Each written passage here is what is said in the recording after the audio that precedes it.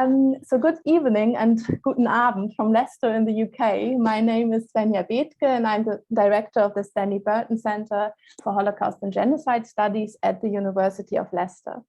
For various reasons, I'm delighted that we are holding this year's Holocaust Memorial Lecture jointly with the Institute for the History of the German Jews in Hamburg.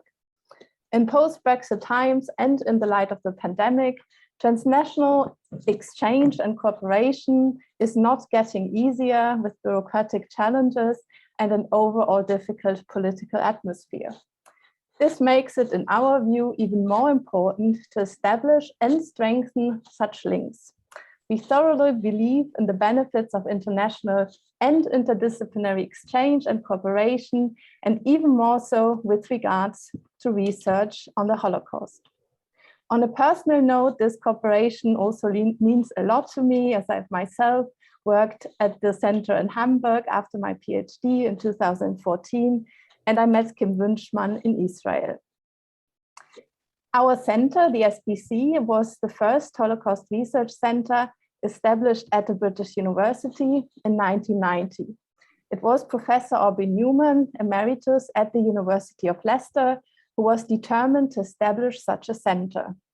He secured an endowment from the Burton Trust to foster research on the Holocaust and engagement with related topics in the university and beyond. The center's members research and teach on a wide range of topics on the Holocaust, comparative genocide studies, as well as memory, culture, history of violence, and Jewish history. We hold regular public lectures and events on these themes, engage with community-based initiatives in the city of Leicester and beyond, and have a thriving community of PhD students. Guten Abend and good evening from Hamburg.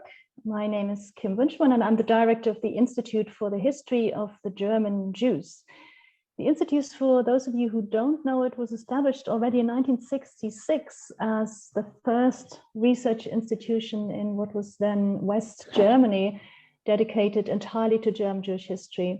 Traditionally, the scholars who work here at the Institute work on the extensive archival material documenting a more than 400-year-long history of the Jews in the Hamburg region, including a very rich history of Sephardic Jews who settled in the city in the late 16th century. Today, we focus our research on a broader scope, looking at history, culture, and religion of German-speaking Jews in the period from the early modern to the present times. And we understand Jewish history as an integral part of general history, and our research connects to larger and interdisciplinary trends in the study of migration, gender, memory, education, or violence. We are extremely delighted to be co-hosting today's Holocaust Memorial Lecture together with our dear colleagues and friends at the Stanley Burton Center. A clear advantage, I think, of the virtual space that we can have this very special British-German connection and open it, in fact, to a triangle with Professor Atina Grossmann speaking to us from across the pond from the US, the East Coast, just having weathered the snowstorm there. So we're very honored and also very lucky to have her with us tonight. I would like to echo Svenja's words and emphasize the importance for research institutions such as ours to mark Holocaust Memorial Day, to take part in our community's efforts to keep the history and memory of the Holocaust alive, to reach out with our scholarship to broader audiences and to connect locally and internationally to initiatives and people who work tirelessly to make sure that those who suffered from Nazi persecution will never be forgotten. The survivors, the eyewitnesses inspire us to carry this mission into the future. And among the survivors here in Hamburg, it was Esther Bejerano, who sadly passed away last year and whom I want to commemorate, who communicated this very strong and clear message. To commemorate means to act, to stand up against hatred, discrimination, injustice, and anti-Semitism virulent in our own time. So the topic of today's lecture explores experiences and regions of the world. You already see a map, not normally, I would say, on our radar when thinking about Nazi persecution. Addressing them, we think, is all the more important, and it speaks of a global dimension of expulsion and flight. It shows also the entanglement of people's experiences in the age of extremes, to quote Eric Hobsbawm's famous term, fleeing anti-Semitic discrimination. A group of German Jews found refuge in Iran, a country seen as key to larger geopolitical interests, especially by the British, that with the Second World War then found itself situated right at the front line between Axis and Allied powers. We are delighted that Atina Grossmann has agreed to give this year's Holocaust Memorial Lecture entitled German Jews Fleeing Nazi Persecution, Trauma, Privilege, and Adventure in the Orient. Atina Grossmann is Professor of History at the Cooper Union in New York City. Her relevant publications, among many, include Jews, German and Allies, Close Encounters in Occupied Germany, in German Wege in der Fremde, deutsch-jüdische Begegnungsgeschichte zwischen New York, Berlin und Teheran. She's also co-editor of Shelter from the Holocaust, Rethinking Jewish Survival in the Soviet Union, another edited volume on the Joint Distribution Committee, A Century of Humanitarianism, as well as the edited volume, Our Courage, Unser Mut, Jews in Europe After 1945. She has held several fellowships, multiple fellowships from the Davis Center at Princeton University, the Mandel Center of the United States Holocaust Memorial Museum, the American Academy in Berlin, the German Marshall Fund, the American Council of Learned Societies, and the National Endowment for the Humanities. She has also held guest professorships at Jena, the Humboldt University in Berlin, and the University of Haifa. Her current research focuses on trauma, privilege, and adventure, Jewish refugees in the Orient, as well as broader entanglements of family memoir and historical scholarship. And I would now like to hand over to Atina. Thank you again for joining us, for making this possible. For the audience, we will have time to take questions later on. If some questions come up during the talk, feel free to write them down in the chat. Sometimes that's easiest. Please also note, as this is a German-British cooperation, we don't want language to be a barrier. Of course, if you find it easier, you're also welcome to write your questions in German, and we will then translate them into English.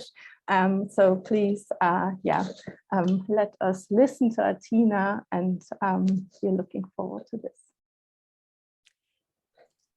Good evening from midday in very snowy New York, and thank you to Kim and Svenja for the invitation and the introduction. And I am both honored and also encouraged by this invitation to speak around the occasion of Holocaust Remembrance Day.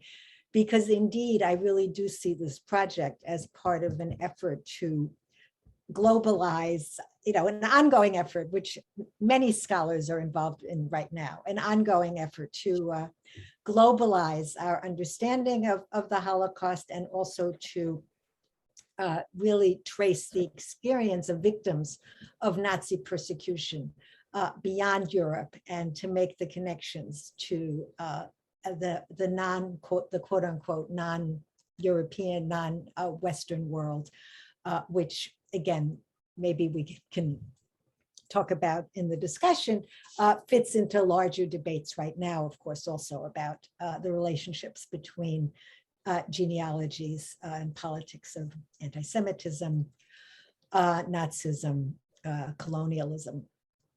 So today we're going to Iran, and I just put up a map of Iran, just to sort of let us remember where we are.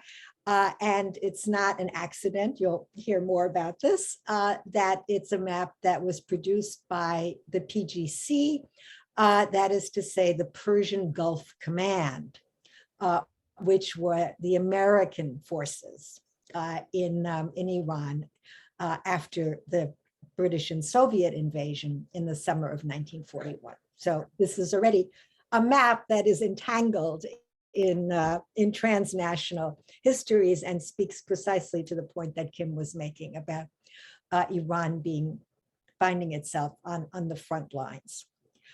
So just a brief introduction to try to situate the project, which in some ways I feel like I've been working on for years and years, and in other ways I think is only kind of morphing and coming together in my mind as what hopefully will be a book at the moment. So I'm also really eager and interested for questions and feedback. But in my own work right now, I do think about Iran very much influenced by my sources, which rely to a significant degree on a family archive. More about that later as well. As a cacophonous, multicultural, and multinational microsite, if you will, for Jewish refugees in global transit. And at the same time, yes, as a key center for the Allied effort during World War II. And there are so many histories that intersect and overlap in 1930s, 1940s Iran. My focus today, and I think appropriately for the occasion, the flight from comfortable bourgeois Central European homes to exotic non-European refuges all over the globe, and there is a global story here, of German-speaking Jews, but also the history of Zionism, Palestine, and the state of Israel because of the by now better known story of the Tehran children and their journey from Uzbekistan through Iran and India to Palestine at the height of the war.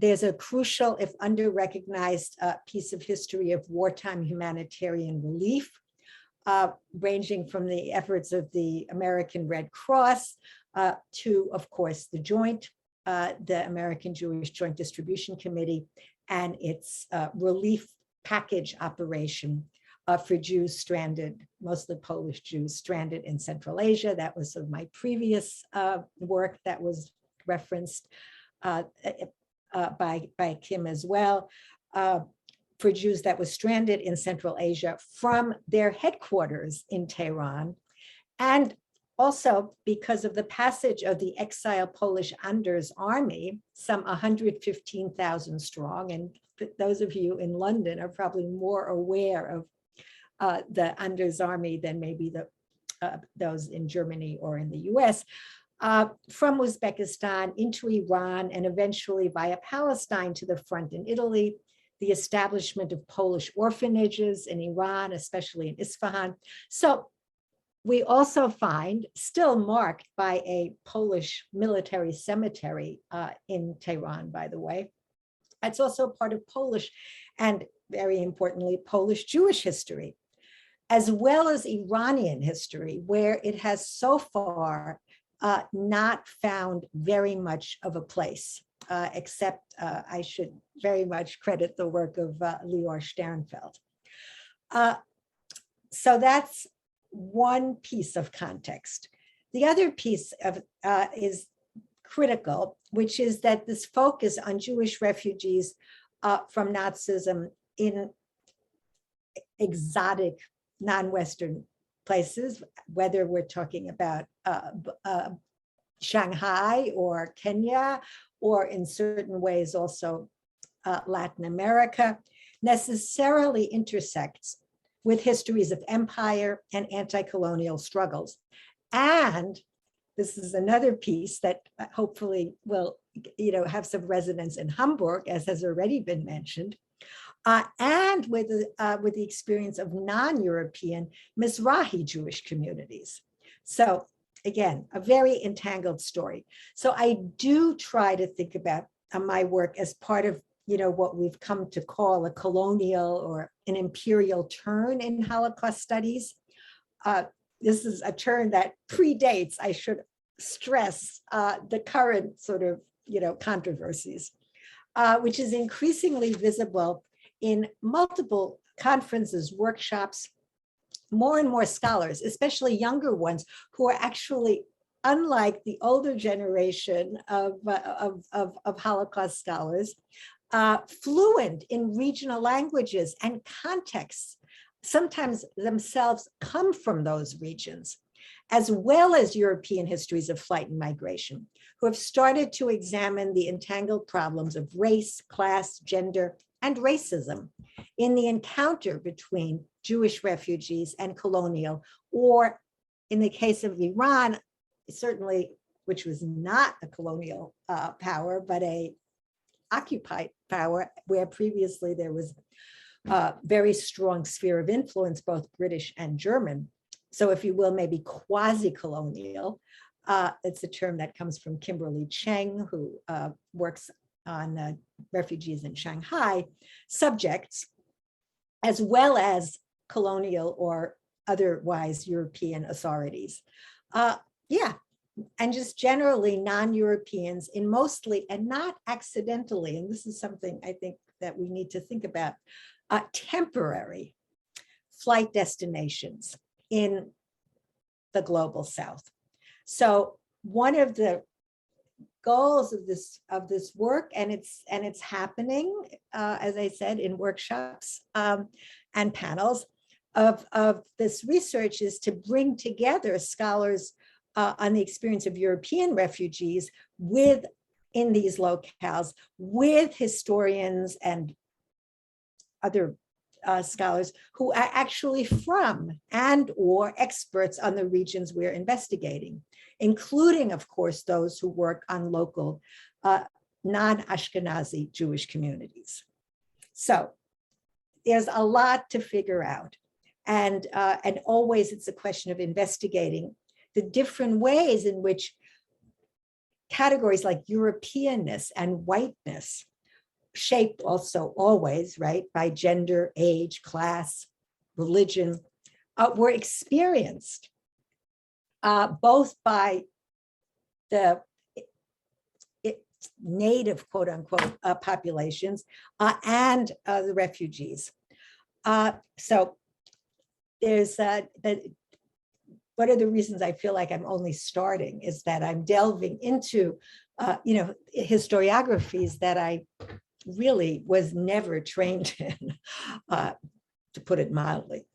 So therefore, given my own capabilities, excuse me, it centers on this intensely ambivalent and paradoxical experience, sensibility, emotions of these bourgeois, mostly German, some Czech speaking Jews who found shelter from National Socialism in Iran after 1933. Oops. Uh-oh. Why am I? There we go. This is where they came from. So unlike the by now better known group of Polish Jews who passed through Iran during their flight from Central Asia to Palestine, many of you will be familiar, I hope, with both Michal Deckel's family memoir, The Children of Tehran, and also Eliana Adler's wonderful new book, On the Margins of Survival. This very diverse group of Jews, diverse in the sense of their religious affiliation, their regional origin, their reasons for being in Iran, remained there for a significantly longer period, often lasting approximately a decade, if not longer. And so I'm examining what is a very extended in-between time and sort of wanting to insist on the significance of this transit moment, which was actually also a moment of settlement in places that were, of course, very different, both from the comfortable Central European homes Jews had fled. And this, again, I'm relying on family archives here. This is a photograph of my maternal grandfather's living room in Berlin-Friedenau, which I have these photographs, by the way, only because years ago I went looking for his Wiedergutmachungsfile, his restitution file, at the Fährberliner Platz in Berlin, and I found these photos which he had submitted as evidence of all that he had lost. And I decided that they belonged to me. So I absconded, but not before, as I checked recently, not before the authorities did photocopies. So very different from these homes, and also from the new homes that they eventually established. In this case, mainly in the US, Israel, the UK, sometimes other parts of the Commonwealth, very, very rarely back in a new and different Germany.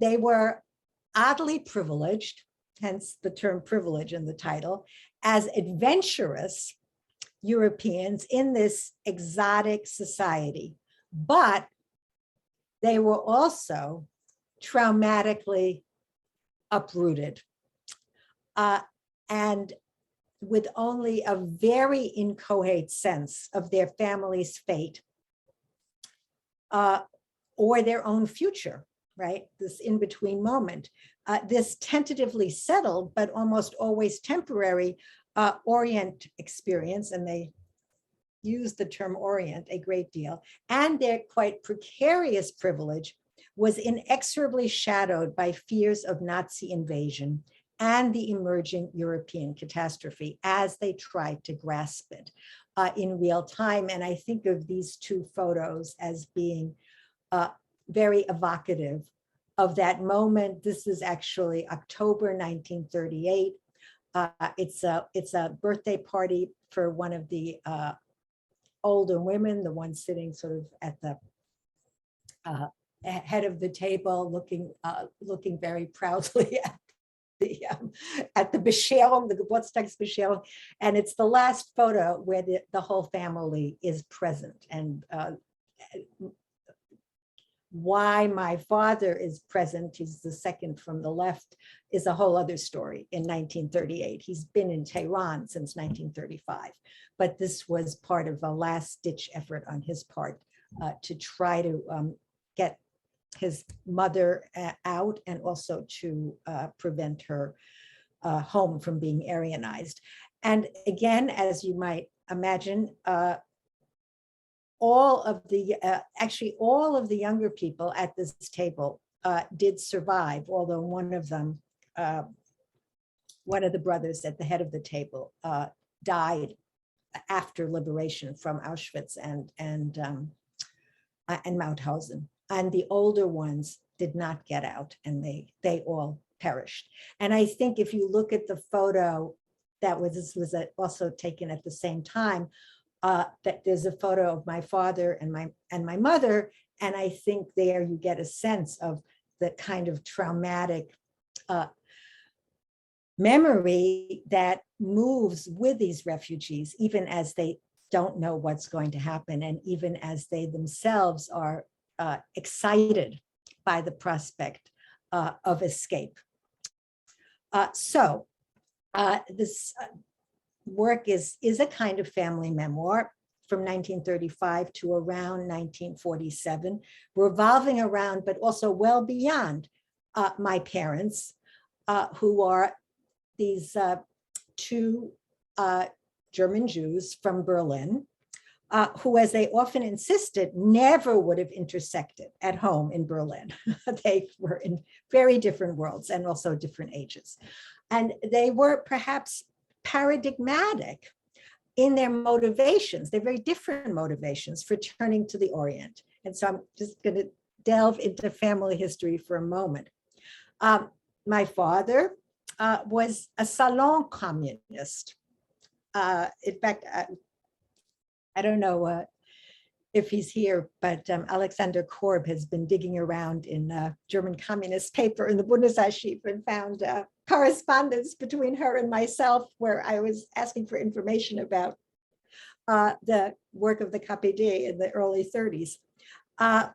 So, but he was a young, brash lawyer for the Party Legal Aid Association, Rote Hilfe, who needed to escape Nazi Germany quickly and just happened to have, very conveniently, Berlin, Weimar Berlin being a cosmopolitan space, a Armenian girlfriend.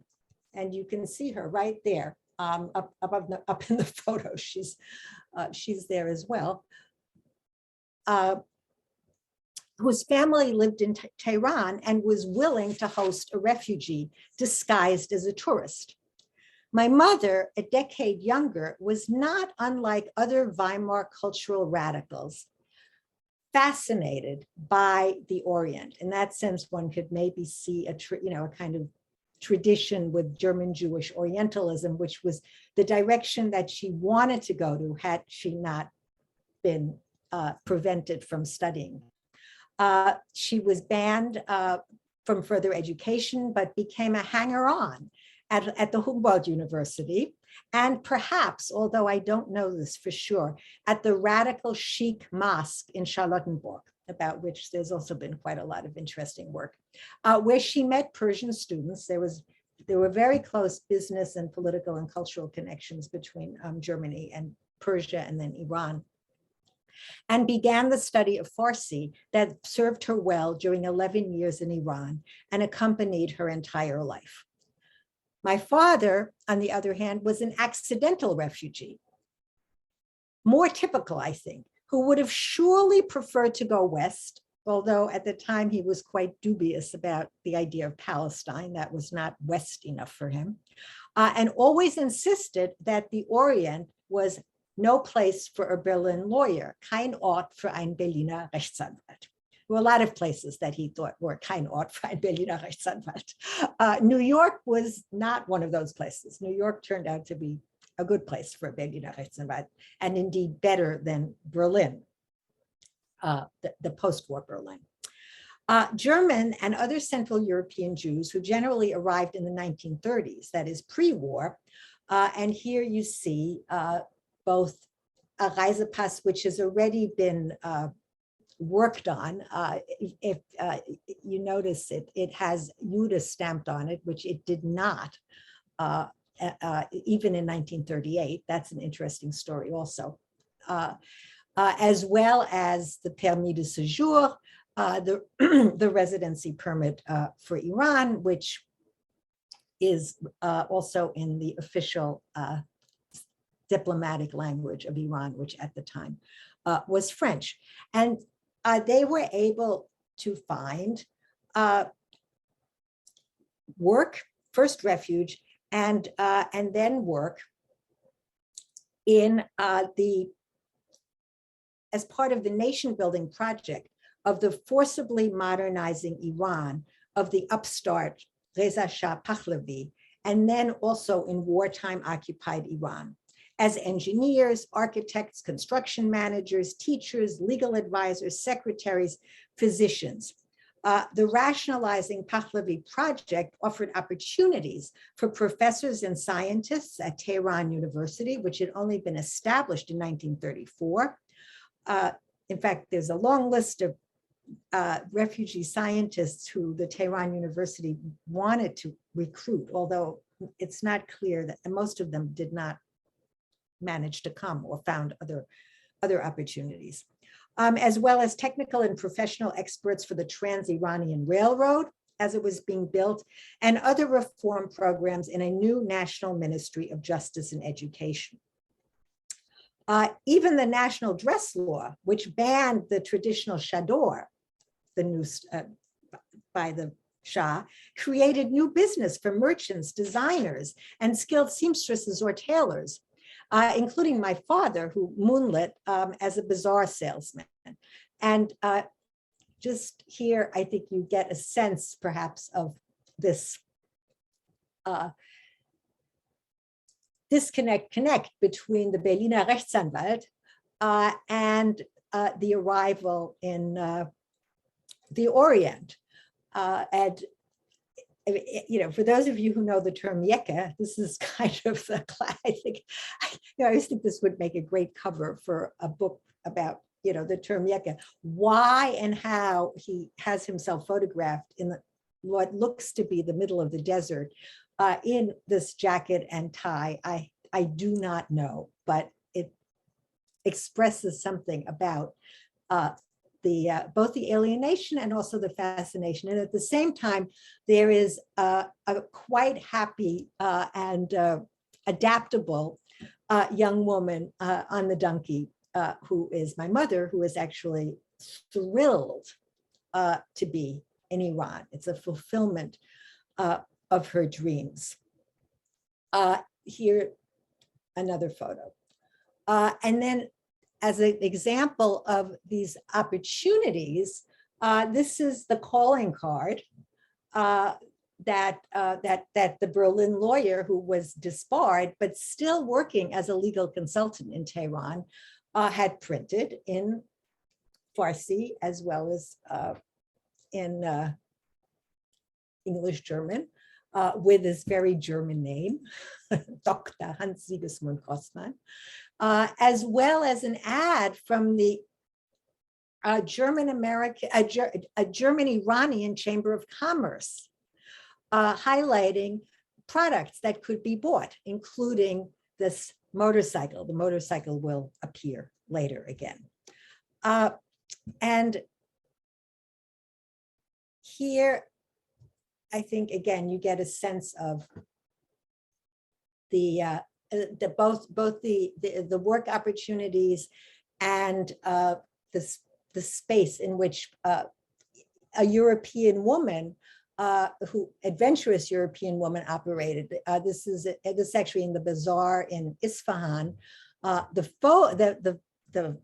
letter, and we could talk about this later when in the discussion, because especially for those of you who are in the UK, there is a connection to India, which I don't have time to talk about today, but it's actually that it's written from the Palais de Justice by this young German Jewish woman who is working as a binational secretary, bilingual secretary, multilingual secretary in the Ministry of Justice. And in this case, she's using that address in order to write to the Home Department of the Government of India in New Delhi, asking whether or not she could be granted permission to join her fiancé, who had in the meantime, through a series of misadventures,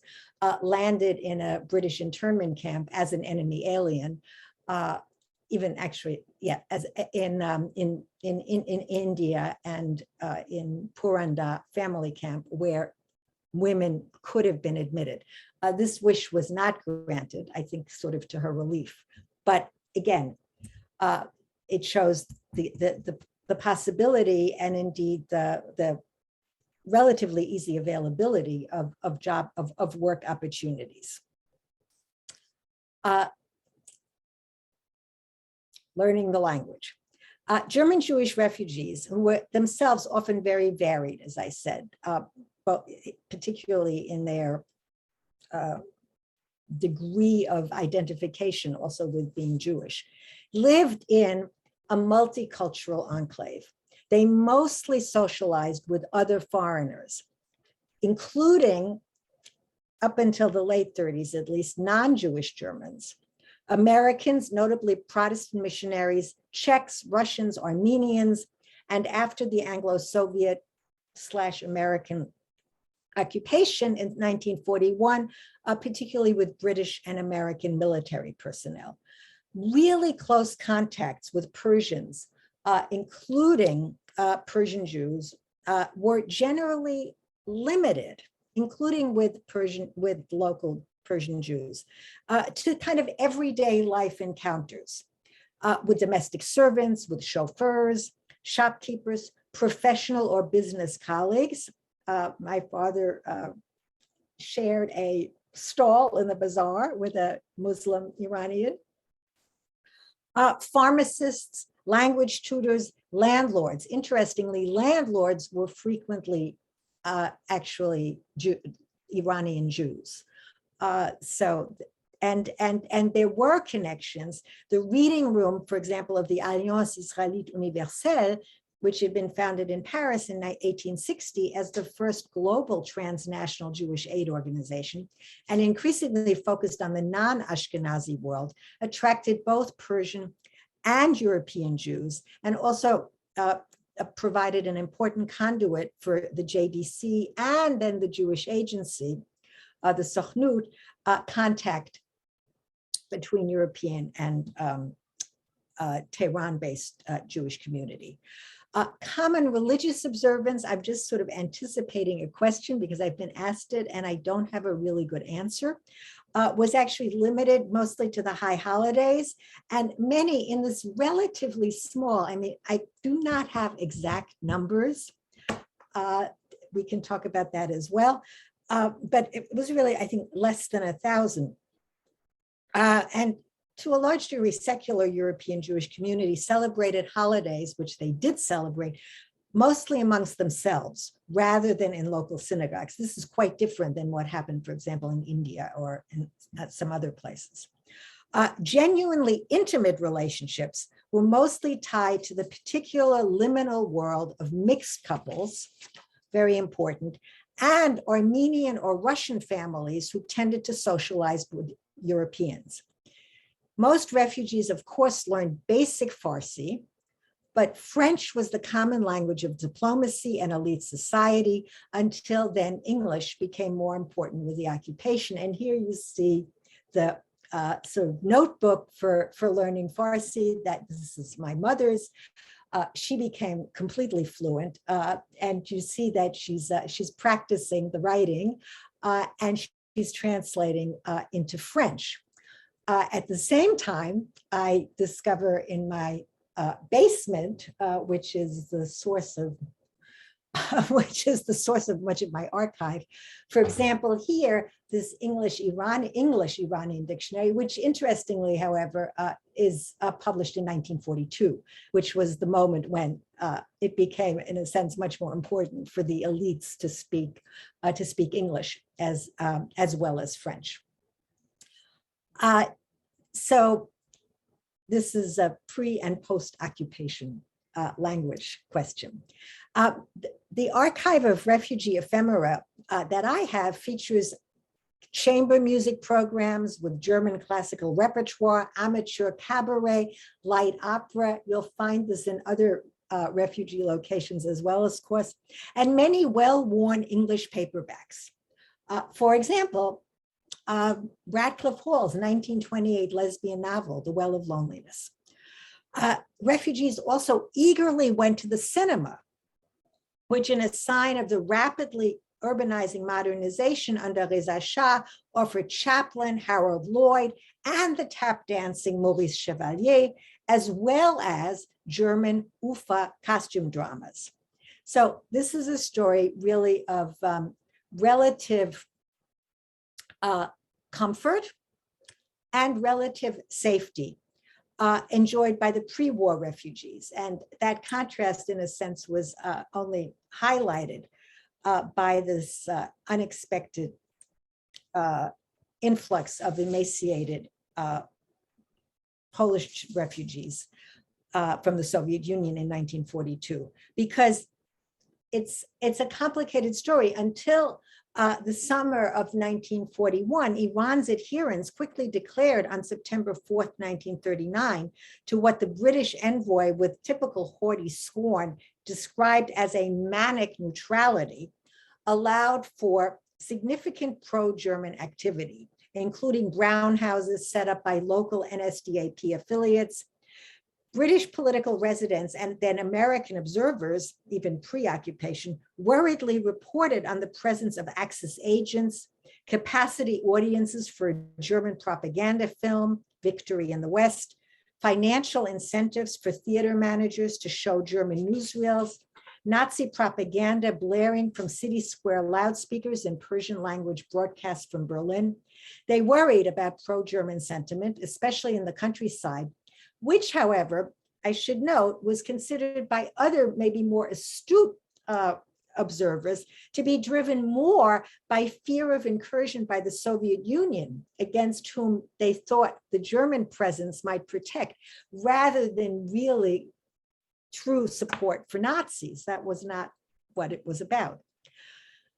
Of all that, you're looking at a photo of refugees at the ski resort of Derbent in the mountains above Tehran.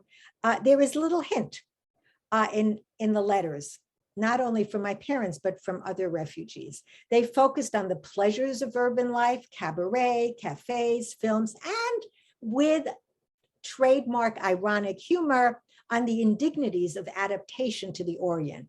Endless stomach problems, recalcitrant drivers, maddeningly slow time rhythms, minor shortages.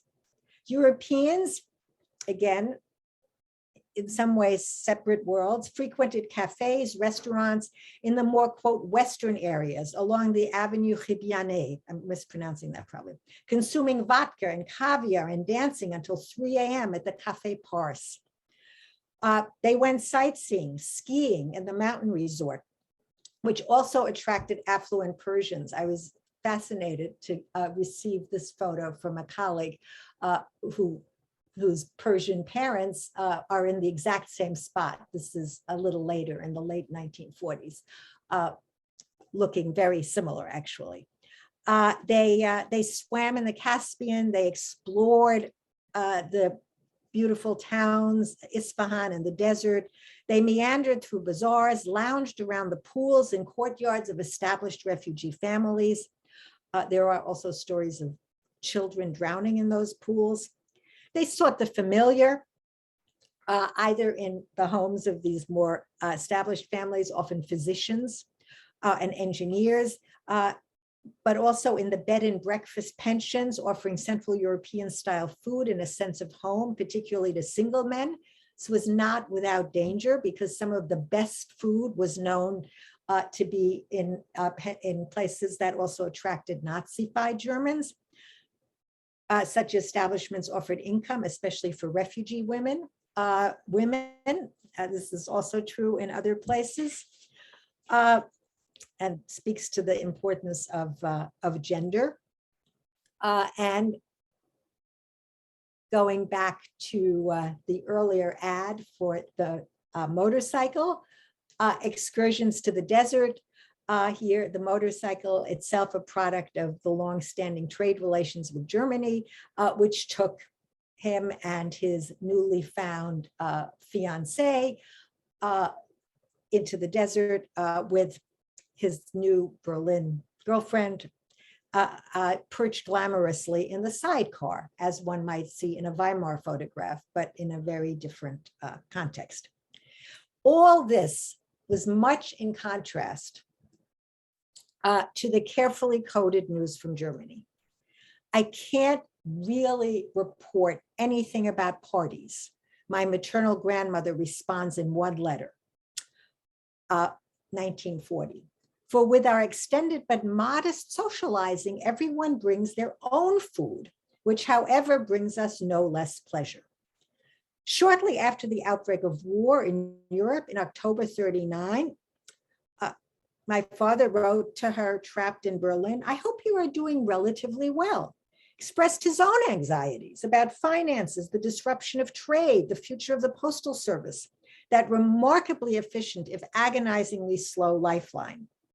Among refugees in Iran, friends and relatives now scattered across the globe, and above all, with those still in Germany. These letters have been preserved because, like many who had escaped, fearing that the letters might not survive or arrive with grave delays, people saved carbon copies. They also used carbon copies to send the same letter to many people, which is the case with the letter on the right from the 30th of September 1940, which is addressed to London, Stockholm, and Tehran, to nieces and nephews and daughters who have managed to escape. Remarkably, and you see this in this letter and other letters, refugees even as inflation and shortages plagued Iran, were sending what were called silent greetings, stumme Grüße, of rice, beans, and cooking oil to family trapped in Nazi Berlin. And here, I just want to sort of point to, and I see that I'm already, I always think that I'm going to have so much more time than I do. So another 10 minutes.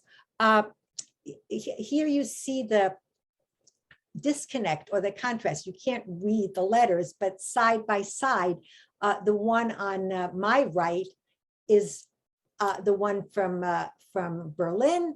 It's, as you see, more than one person has written it and signed it. It is addressed to multiple people. It too is a carbon. And on the left, there is this travelogue. It's it starts with, "Come with us on our trip. We're going on a tour to the pilgrimage town of Gum, and it's Nowruz. It's a Persian New Year, March 1940. And it talks about the adventure in the desert, improbably on a deserted road, where they finally ended up after, of course, the chauffeur and car had shown up an hour late. They improbably pick up a lone hitchhiker who happens to be an acquaintance, a Polish engineer working on a construction project. And then it talks about their visit to the main attraction, the Grand Mosque in Gum, which is called the Golden Mosque, even though I always think the Golden Mosque is in Mashhad, but where they were actually surprised at meeting some hesitation, apparently at admitting them. Apparently it was not at all unusual for them to go visit mosques. They were finally welcomed, took off their shoes, and marveled at the, quote, eindrucksvolle Frömmigkeit der Orientalen, quote, the impressive religiosity of the Orientals, in contrast to them, I suppose. And then we're very disappointed at the slow service in the just opened, which they were happy to see, Iran Tours Hotel. And it would be interesting also to compare photos of these tours with photos, for example, of Polish Jewish refugees in Uzbekistan, in Samarkand and Bukhara, who also photograph themselves going sightseeing, even though their conditions are much less comfortable. But there is an element of travelogue and adventure in these refugee stories. But the letter on the right is dated September 30th, interestingly, also a new year. It references a different new year, namely Rosh Hashanah, and remarks wistfully that they wish they could be celebrating together, while communicating despair and desperation in the coded, stoic, and insistently cheerful language we know from so many of such letters. In this case, it's Erica's parents writing on that carbon paper. They wonder whether a couple hundred more marks could finally be wired to them, presumably for visas and passage, which never were able to be fulfilled. They express thanks for the packages and then very hesitantly say, wouldn't it be possible to send some more fett, some more cooking oil? And then in a kind of deceptive passing, and these evasions are familiar to anyone who's read letters from those who were left behind, they announce a Neuigkeit. They announce news. They're moving, ostensibly fulfilling a, quote, old dream to the outskirts of Berlin in Schlachtensee. A great improvement, they write, because there will be no more stairs to climb and fewer rooms to clean. In fact, this is the notice of their eviction from that lovely house that you saw at the beginning of the presentation in Friedenau to a Judenhaus, the new in Schlachtensee. The new address is offered along with the New Year's greetings, but no hint of the tightening noose. So this is a really important part of the story that I'm becoming more interested in. Okay, that's my warning. The other piece of this story, which I said that I wanted to say something about the war effort, here's that map again, is that Iran was one of the most important, albeit non-combat theaters of the Second World War. Alarmed by German influence, the German invasion of the Soviet Union, the Axis victories in North Africa, and determined to protect the precious oil supplies, British and Soviet forces moved in on August 25th, 1941, divided the young monarchy into southern and northern occupation zones, deposed the old Shah, Reza Shah Pahlavi, installed his son, Mohammad Reza Pahlavi, as titular leader. And at the end of September 1941, President Roosevelt ordered the formation of a US military mission, launching the Persian Gulf Command that published this map in a very interesting pocket guide to Iran for American troops, which I'd love to read to you from, but under the command of none other than General Schwarzkopf, Norman Schwarzkopf Sr., and the terms Schwarzkopf and Persian Gulf Command are probably familiar to you. This Allied supply operation brought some 30,000, mostly African American, because it was a non-combat mission, US uniformed personnel and thousands of civilian workers into Iran from 1942 to 1944, supplementing a British force with mostly Indian colonial troops, as well as the Soviets in the north. As part of Lend-Lease, they shipped millions of tons of material, including some 5,000 planes and 200,000 trucks to the beleaguered Soviets. And I just can't resist reading one little piece from the Pocket Guide to Iran, because it tells us something. As an American soldier assigned to duty in Iran, once called Persia, you are undertaking the most important job of your life.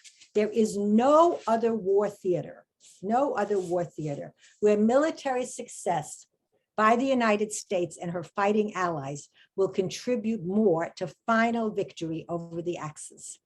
You've heard a lot of talk in this war about lifelines, the sea lands and land routes by which military supplies flew into combat zones to be turned against the enemy. Iran is much more than a lifeline. It is a major source of the power that keeps the United Nations military machine turning over. Oil, some 80 million barrels annually. And they give some very interesting advice.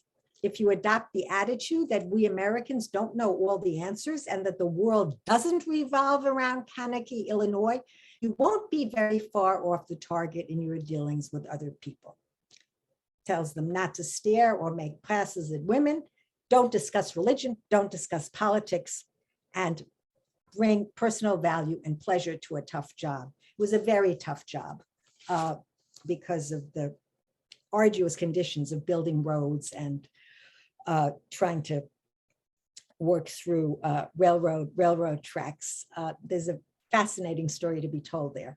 And so Iran and its capital became even more multinational in ways that were deeply resented by many Iranians and helped increase support for the Tudeh, the Communist Party, but that also offered new security and opportunity for the refugees. Working for the Americans, one other refugee, young woman, single, gaily embarked on a new life as a driver for the American Red Cross. For her, this occupation, so unpopular with the Iranians, was an opportunity to do something meaningful for the Allied war effort, and not coincidentally, to start a hot, if ultimately ill-starred romance with an American colonel. Another refugee pediatrician, Mariana Lepman, says, when the Persian Gulf Command arrived, the streets all thronged with British, Russian, Indian, American, Polish soldiers, British nurses in resplendent white, archbishops in uniform, rabbis in uniform, sitting in restaurants, watching the many colored crowds. And yet, she says, thin indeed was the ice which we were skating on in wartime Iran. There's many stories to be told there, including the rather unique tale of German Jews in Tehran actually going at the last minute to the German mission, asking for J's to be stamped in their passports because they had been warned about an imminent invasion where the British would round up all German nationals and would repatriate women and children and transport men to internment camps in other regions, including in Palestine, which indeed is exactly what happened. And that's where that J comes from on my father's passport, not from the, it was put there because he wanted it there. And indeed, the refugees remember having been granted shelter in the expansive garden of the British mission summer residence in Shimran in the hills above Tehran, while the roundup of Germans took place. Lepman remembered that those J's were, quote, worth their weight in gold, as a sign of anti-Nazi bona fides for the British occupiers. There's quite a story to be told there. At the same time, the shadow of the unknown hung over the refugees' lives, especially, of course, as the letters ceased to arrive. Right after an exasperated reference to my mother's foolhardy nonchalance with which she spent summer moonlight nights in the field outside Tehran, all alone, she tellingly acknowledged the shadow of the menacing events by saying, of course, we realize that she is worrying frightfully about her left behind parents, as we all do who have people there. Very typical reference. As you know, and that's, I'm not going to talk about that, Iran was also the epicenter for this early Allied confrontation with the ravages of war on the Eastern Front. When the Anders Army arrived, here you see some of the Jewish members of the Anders Army, most of the medical personnel on the trains going towards Iran. When they discovered the Polish refugees who did make it to Iran, who were described by the head of the American Red Cross as haunting shadows or walking skeletons, literally skin and bones, in a situation that he understood as, quote, this awful Holocaust, that being the term he used. They intersected with the refugees mostly through the work of the Jewish Relief Committee in Tehran, which included a significant number of members of the significant number of local Jewish members. And here, just to remind you, these are perhaps familiar photos that the temporary encampment of the so-called Tehran children as they are in transit, eventually to Palestine, as I said. And here, just as a little reminder of this remarkable JDC operation, you see a thank you card, 1944, for matzah. There was much more in the package than matzah, but simply addressed to the American Distribution Committee, Tehran, Iran, which arrived. You will hear the Yiddish saying thank you for the matzah. These are reminders of the significance here, of course, the triumvirate meeting at Tehran to discuss post-war policy, a signal of the multinational significance of Iran. And then finally, there is the departure. And this is a photo leaving Tehran, December 2nd, 1946. The airport, the fur coat, this sort of hesitant posture. I think there is a story that to be told there also about the Iranian man who is standing behind my mother, whom she is leaving in order to rejoin the fiance whom she hasn't seen for 5 years while he was detained in India, but out of a sense of guilt, responsibility, and desire and I think there are many important questions to be asked here about gender and sexuality as it played out in this entangled world. So this is the end of the story. Here is the, finally, you notice that was December 2nd, 46. This is February 5th. She took a very long time, mostly spending time in Palestine with relatives that she hadn't seen. The truly terrible British meal on the SS Aquitania on its way actually to Halifax, to the New World. So these were Jews, to conclude, stranded in precarious safety on the margins of a collapsing and devastated Jewish European world, living as hybrids, simultaneously emigrate, expat, and refugee, caught also between these colonized or semi-colonized populations. And the colonizer, they were in flight from homelands that had condemned them as racially inferior, but nevertheless, they carried with them, as I hope you've heard, a fraught sense of racialized superiority. Driven out of Europe by one form of racism, they now encountered and benefited from a different form of racialized hierarchy, in which they occupied this peculiar in-between position. Definitely European, but as refugees and Jews, not quite part of a colonial or occupier elite. They were expelled from the Europe they never really left behind.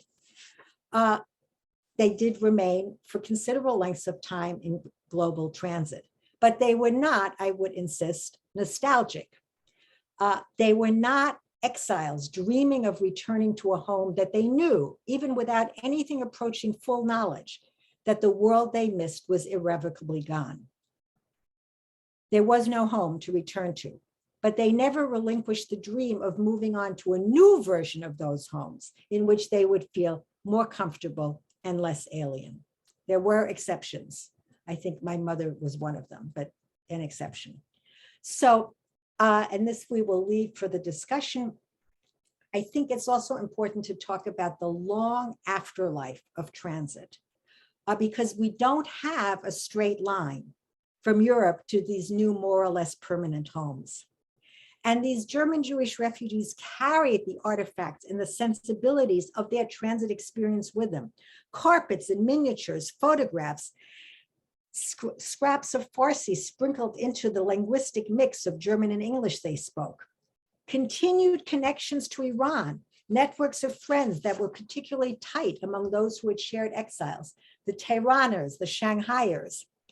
It's an indication of these ambivalent and ongoing ties that, for example, as my father was preparing to sail from San Francisco to Bombay, finally in August 1946, he wrote to a brother in Connecticut that he hoped to reach Hartford by, again, Rosh Hashanah, September 25th, and said, "This letter ends, inshallah, our 8 years correspondence and separation."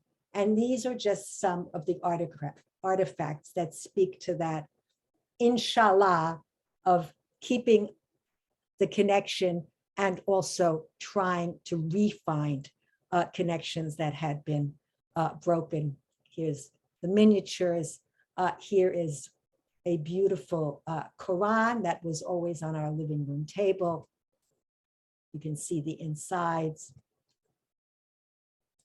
and the rug that hangs still on the wall. So I think we need to think further about this aftermath of exile as well, and how these stories are entangled with the larger issues of empire and war, anti-colonial, nationalist and communist struggles, nation building in the 20th century, post-war Middle East and South Asia. And I think we can use these refugees as a lens through which to investigate all of these developments, which we too often narrate separately. Thank you.